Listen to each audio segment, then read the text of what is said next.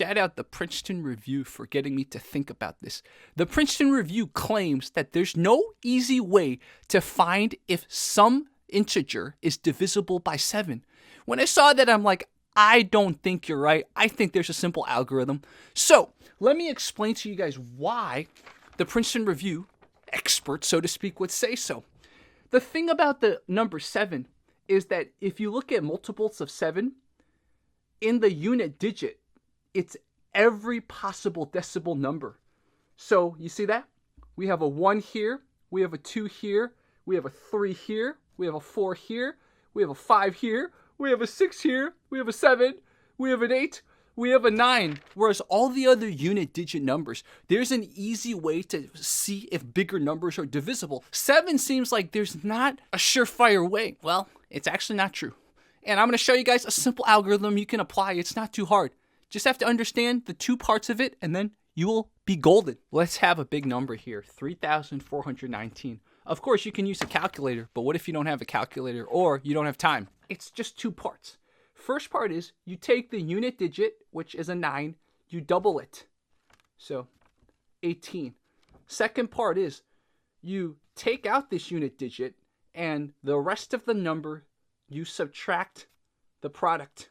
So 341 minus 18.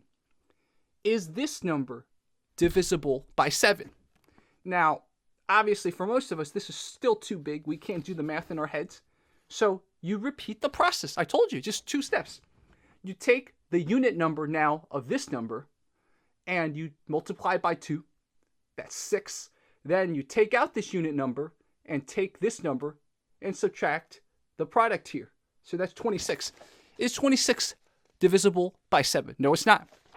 So this number is not divisible by 7. 3,164. Again, follow that algorithm. Unit digit 4 times 2 is 8.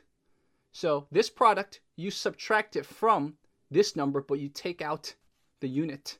So 316 minus 8, that's 308. Now, some of us can do math in our heads. 308 divided by 7, that's 44. It took me a second, but I did it.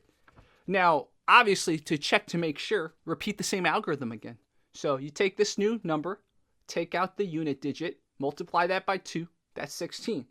Now, you take this number, take out the unit digit, so 30 minus the product, 16, 14. Is 14 divisible by 7? Yes, it is. So this number is divisible by 7. If you don't believe me, 3,164 divided by 7 is 452. The key is, guys, you have to be careful of these experts, okay? When I was an undergrad, I really liked the Princeton Review, man. Helped me with my SAT prep. But now that I think about this, I'm a little older. I'm like, how much were those experts helpful? The fact that they didn't even know the simple algorithm to determine if something is divisible by 7. An integer, that is, an integer is divisible by 7. The fact that so much stuff is online and you can find great information everywhere, go look up stuff if something seems a little off. That's what I did today. So let me know if this helps. If you want an exploration into the divisibility of all the other integers, let me know, because maybe I'll do a whole series. How do you know if something's divisible by 2? Well, that's pretty easy. But how do you know if something's divisible by 3? How do you know if something's divisible by 4? How do you know if something's divisible by 8, etc., right? So we'll explore that in the future. Thank you so much, guys.